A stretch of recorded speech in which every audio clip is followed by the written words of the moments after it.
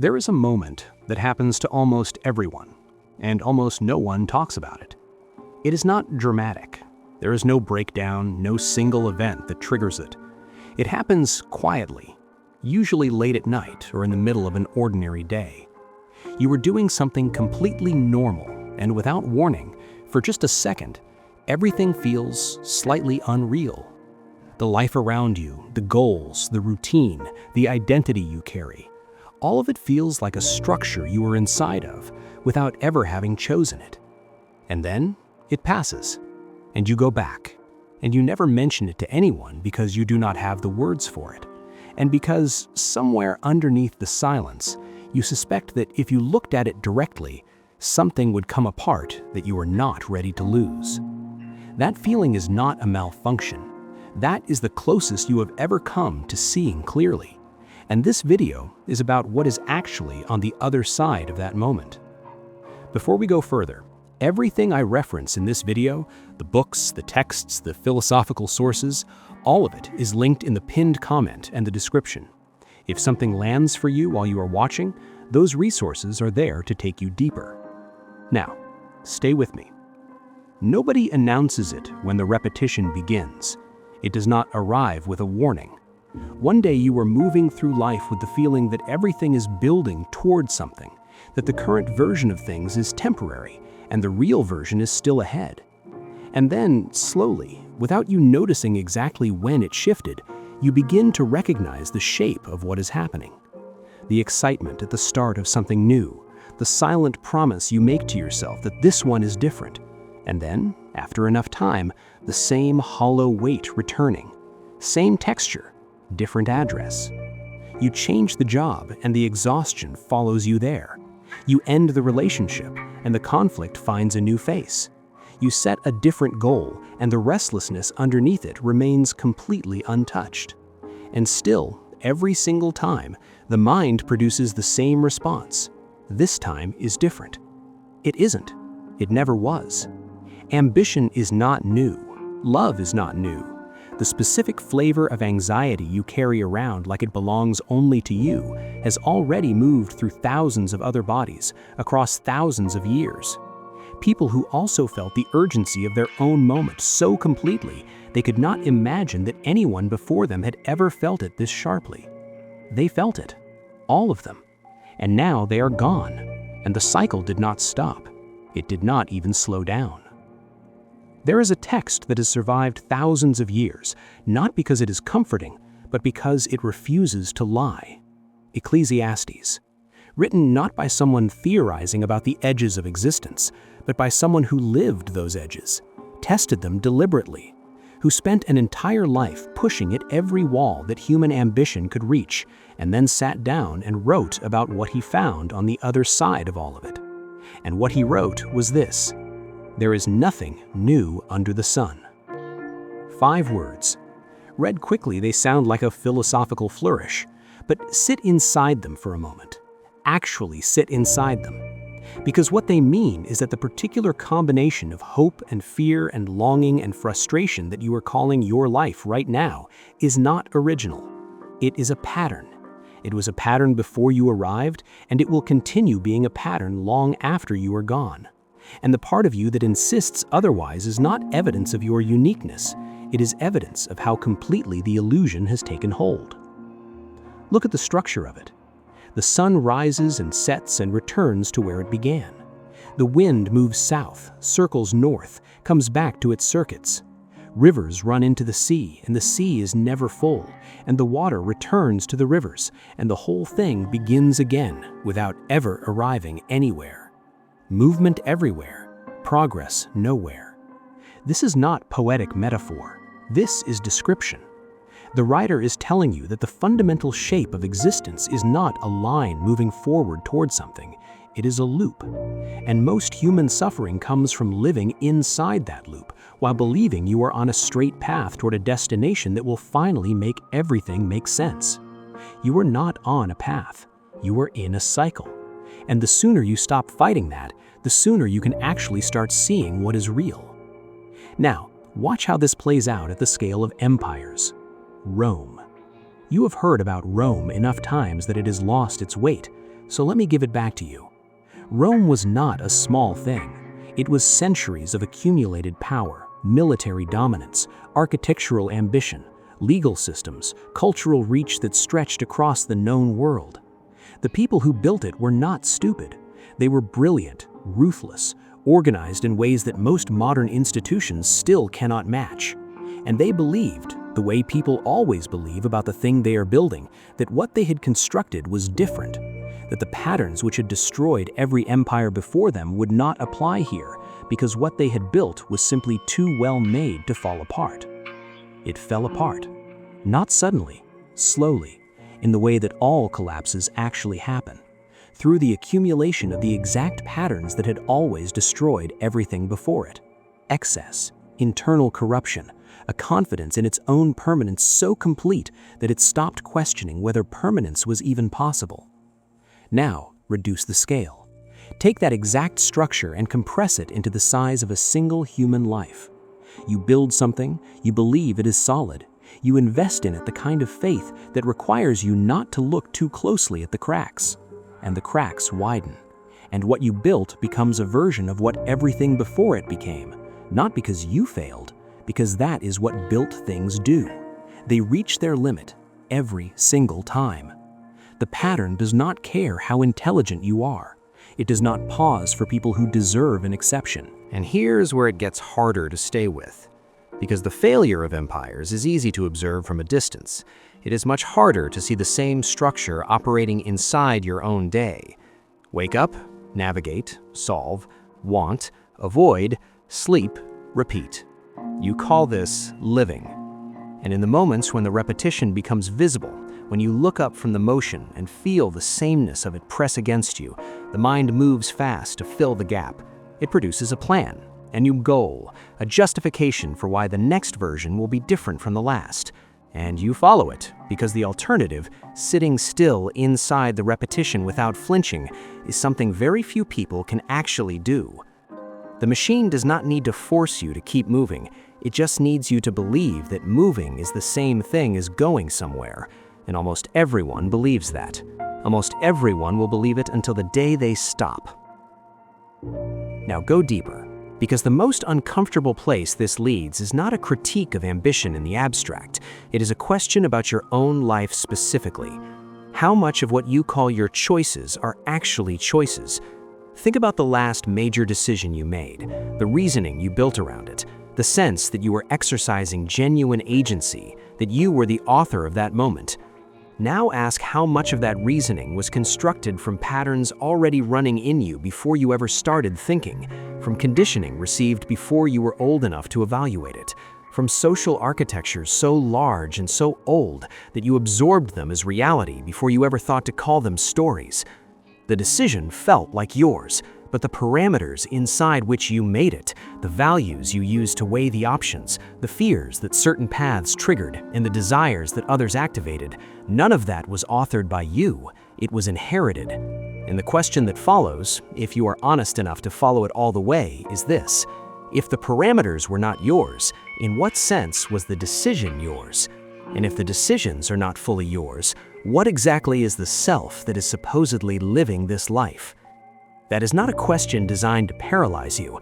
That is a question designed to strip away the particular brand of self-importance that makes the cycle invisible. Because as long as you are convinced that you are a fully sovereign agent moving through a world primarily responding to your choices, you will keep misreading the pattern as a sequence of personal events, and you will keep experiencing the repetition as a series of failures to get the thing right, rather than understanding it as the structure of the thing itself. Now, there is a specific kind of suffering that does not come from poverty or failure or loss. It is only available once you have actually gotten what you were chasing, and it is, in many ways, worse. Because when you do not have the thing yet, you still have the belief. The belief carries you. The anticipation has its own momentum, its own fuel. And then you arrive. You get the thing. And there is a moment, sometimes brief, sometimes lasting a little longer, where it feels like the arrival matches something like what you imagined. And then the adjustment happens. The thing that was extraordinary becomes ordinary. The achievement that once felt like it would change everything becomes the new baseline, and the hunger reappears. Not in the same shape, but with the same intensity, pointing now at the next thing, the better version, the next level of the thing you thought would finally be enough. And you follow it again, because what else do you do? The writer of Ecclesiastes did not theorize about this. He ran the experiment. Everything the eyes desired, he gave them. Every pleasure the mind could generate, he chased it to its edge. Wealth until wealth meant nothing. Achievement until achievement felt like weight. Knowledge until knowledge became its own exhaustion. And at the furthest edge of everything a human life could accumulate, the verdict was not gratitude and not despair. It was this. All of it was chasing the wind. Not meaningless in the sense of worthless, meaningless in the sense that the chasing never resolved, that you cannot catch wind, that the nature of desire is to move away from you as you approach it, and that the arrival is always slightly different from what the longing promised, and that this is not a flaw in your particular version of the chase.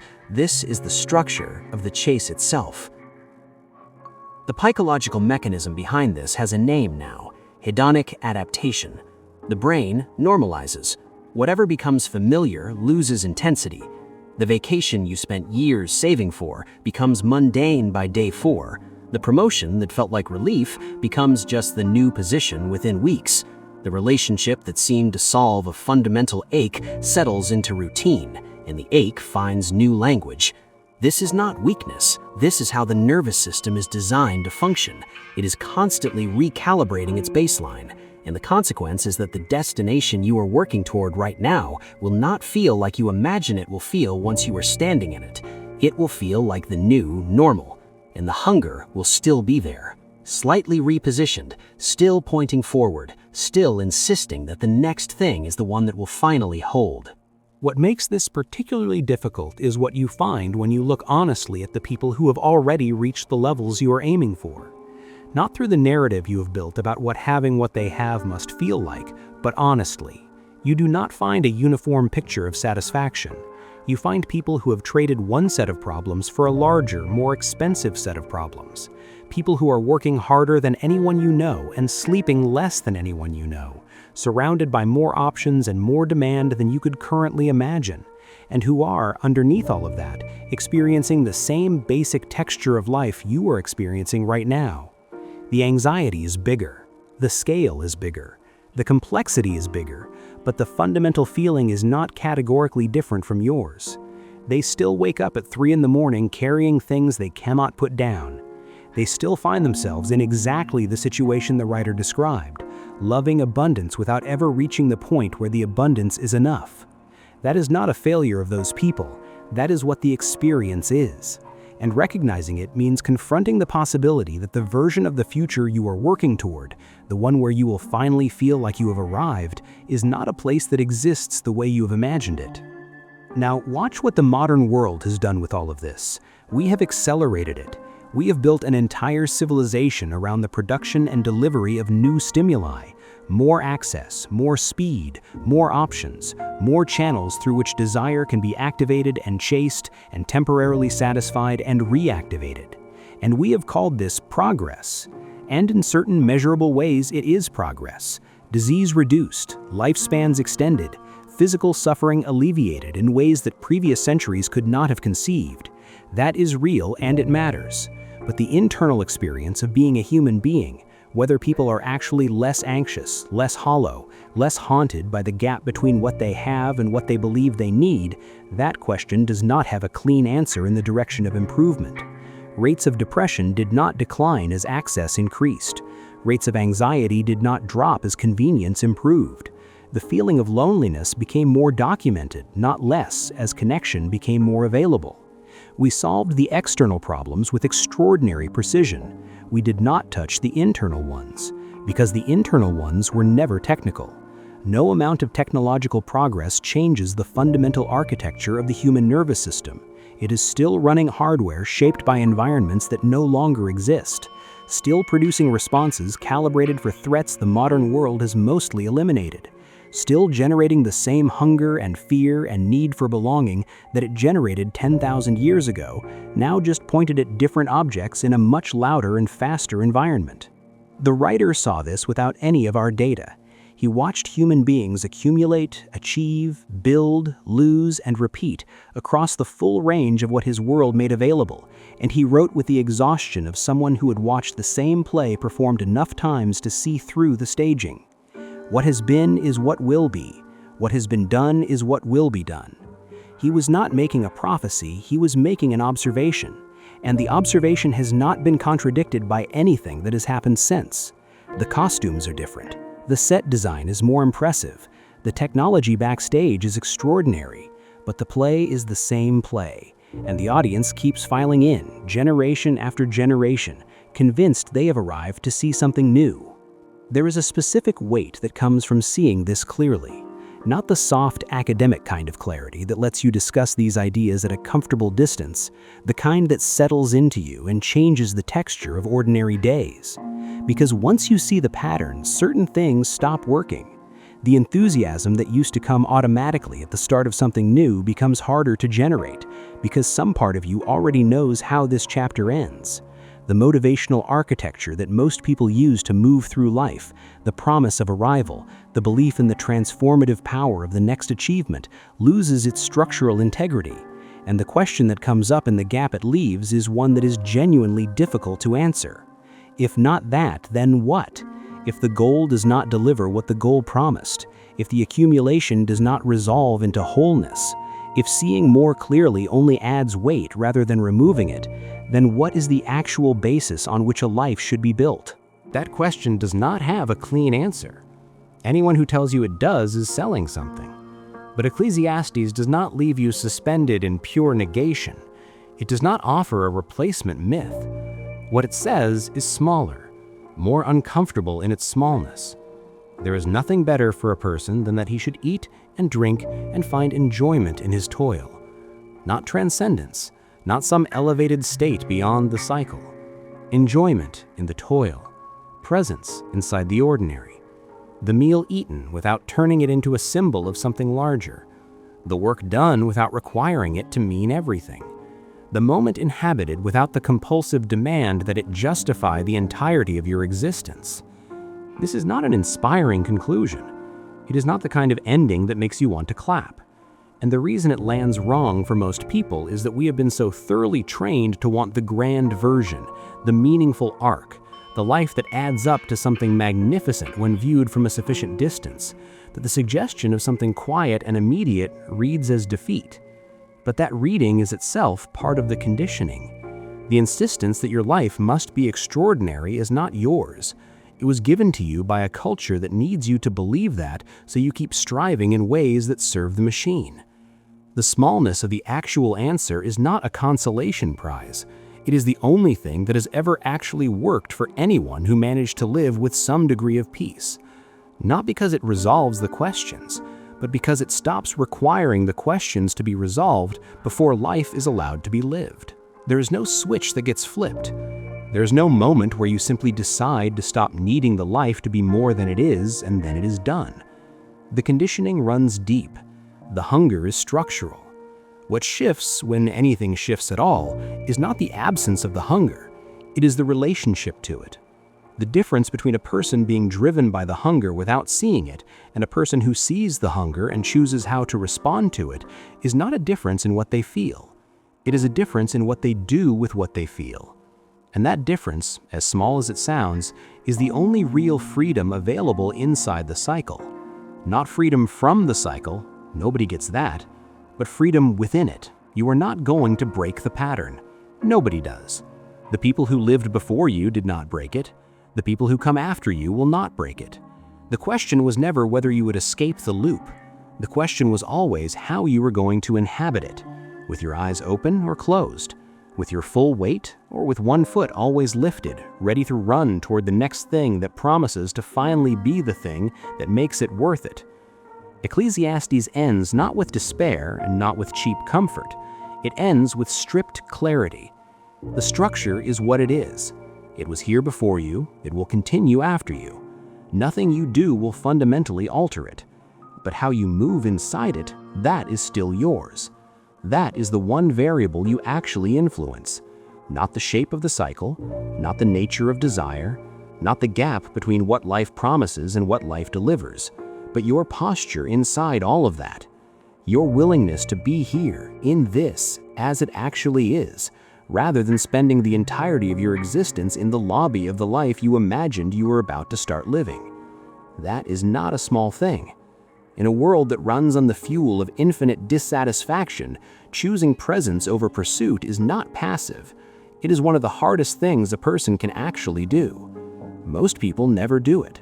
They spend everything they have trying to outrun the repetition, and they reach the end of their lives still waiting for the version that was supposed to make it worth it.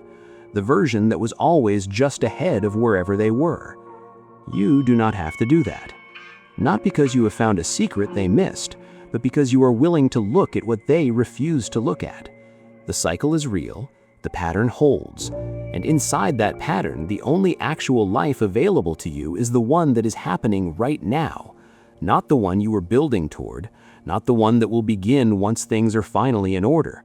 This one, as it stands, with its full weight and its full ordinariness, available to you at every moment you are willing to stop running long enough to actually be in it. You already know this. Some part of you has always known this. The question is what you are going to do with the knowing.